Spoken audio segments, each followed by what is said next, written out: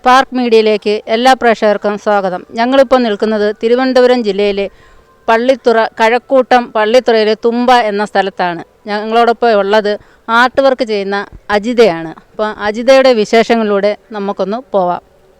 അപ്പോൾ അജിത എത്ര നാളായി ഈ ആർട്ട് വർക്കുകളൊക്കെ തുടങ്ങിയിട്ട്? ആർട്ട് വർക്ക് ചെയ്യാൻ തുടങ്ങിയിട്ട് 1.5 വർഷത്തോളം ആവുന്നുണ്ട്. പിന്നെ അതിന് മുന്നേ കവിതയാണ് എഴുതുന്നത്. വർഷങ്ങളായി. കല്യാണത്തിന് മുന്നേ കവിതയാണ് എഴുതുന്നത്. കവിത കനവ് എന്ന് പറയുന്നൊരു മാസികയിൽ, കൊട്ടാരക്കര കനവ് മാസികയിലാണ് എഴുതുന്നത്. ഇപ്പോൾ 1.5 വർഷം കൊണ്ട് ആർട്ട് വർക്കും ബ്യൂട്ടീഷ്യനുമായിട്ടൊക്കെ പോകുന്നു. പിന്നെ കഥ എഴുതും. കഥ എഴുതും. ഷോർട്ട് ഫിലിമിന് ഈ ഇടയ്ക്ക് ഒരു കഥ എഴുതി കൊടുത്തു. പിന്നെ ഒരു കഥ പകുതിയായിട്ടുണ്ട്. അതാണ് എൻ്റെ സ്വപ്നം. അത് സിനിമയാക്കണമെന്നാണ്. അത് നമ്മുടെ ഈ കടലോര പ്രദേശങ്ങളെ കുറിച്ചാണ് കൂടുതൽ അതിനകത്ത് എഴുതിയിരിക്കുന്നത്. അത് പൂർത്തിയായിട്ടില്ല. അതൊരു വലിയൊരു സ്വപ്നമാണ്. ഒരു കഥ എഴുതി ബുക്ക് പ്രകാശനം ചെയ്തില്ലായിരുന്നു. അപ്പോൾ അതും കൂടി ഒന്ന് പറഞ്ഞു. അത് ഒരു കവിതയാണത്. കവിത. അപ്പോൾ ഈ ആർട്ട് വർക്കുകളുടെ മെറ്റീരിയലൊക്കെ എങ്ങനെയാണ് വാങ്ങിക്കുന്നത്? സെറാമിക് അത് നമ്മൾ ഓൺലൈൻ വഴി എടുക്കുന്നത്. പിന്നെ ബാക്കിയൊക്കെ നമ്മൾ പോയി മേടിക്കുന്നതാണ്. ക്ലേ ആണ്. പിന്നെ ബോർഡെന്ന് പറയുന്നത് നമ്മൾ പ്ലൈവുഡാണ്. അത് നമ്മൾ പാകത്തിനനുസരിച്ച് കട്ട് ചെയ്യും. ചെറുതും വലുതും. പിന്നെ നെയിം ബോർഡൊക്കെ ചെയ്ത് കൊടുക്കുന്നുണ്ട്. അപ്പോൾ അതനുസരിച്ച് കട്ട് ചെയ്ത് നമ്മൾ കൊണ്ടുവന്നിട്ട് അതിനെ നമ്മൾ സെറാമിക്കൊക്കെ ഇട്ട് നല്ല ഫൗണ്ടേഷനാക്കി ആരാ ഓർഡർ തരുന്നതെന്ന് വെച്ചാൽ അവരുടെ ആ പെയിൻറ്റിൻ്റെ അനുസരിച്ചാണ് നമ്മൾ വർക്ക് ചെയ്ത് കൊടുക്കുന്നത്. ബർത്ത്ഡേ ഗിഫ്റ്റിനൊക്കെ കൊടുക്കാറുണ്ടോ? ചെയ്ത് കൊടുക്കാറുണ്ട്. അപ്പോൾ ഏത് തരം വർക്കുകളൊക്കെയാണ് ചെയ്യുന്നത്? Wedding, birthday? ബർത്ത്ഡേയുടെയും വെഡിങ് ആനിവേഴ്സറിയുടെയും ഒക്കെ ചെയ്ത് കൊടുക്കാറുണ്ട്. ഒരാളിപ്പോൾ ഒരു സീനറി തന്നിട്ട്, അല്ലെങ്കിൽ ഒരു വെഡിങ് ഒരു സീനറി തന്നിട്ട് ഇതുപോലെ ചെയ്യണമെന്ന് പറഞ്ഞാൽ ചെയ്ത് കൊടുക്കാൻ പറ്റുമോ? പറ്റൂലേ?